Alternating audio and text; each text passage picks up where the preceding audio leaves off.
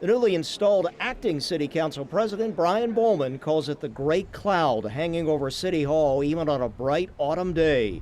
A projected budget gap, perhaps up to $40 or $50 million or more. And just as acting Mayor Scanlon says he'll be more open and transparent than the previous Brown administration, balancing potential revenue boost as in taxes with some spending reductions, Bowman says let's dive in. So when we're approaching this budget, the idea should generate revenues, potential cuts.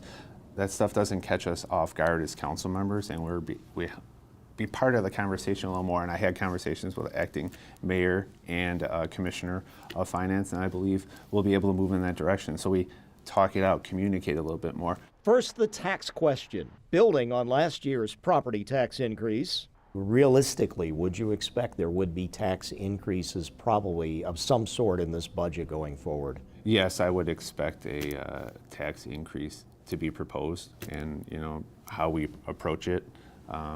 We need to look at it and make sure we're not overburdening the taxpayers. And in city operations, including police, fire, and DPW, looking at job positions, looking at policies, looking at the way it is run, is there one that stands out in your mind? No, I think colleagues of mine have brought up overtime over the years, so that's been a hot topic of scrutiny, potentially taking recycling from weekly to bi-weekly.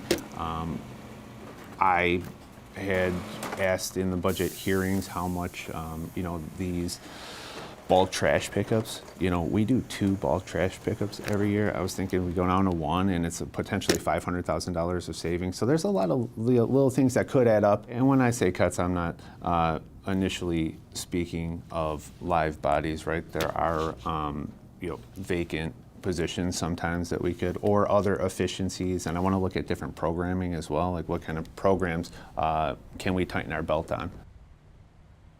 We'll see how this all plays out. There was some frustration with the tighter control, we'll call it, of the Brown administration, sometimes causing surprises when budgets were introduced and not as much time for council to negotiate and discuss alternatives. So Councilman Bowman really wants these earlier budget discussions. And again, we'll see how all this works out at City Hall. You're right about that, Ron. Thanks so much for that report this evening on the 5:30.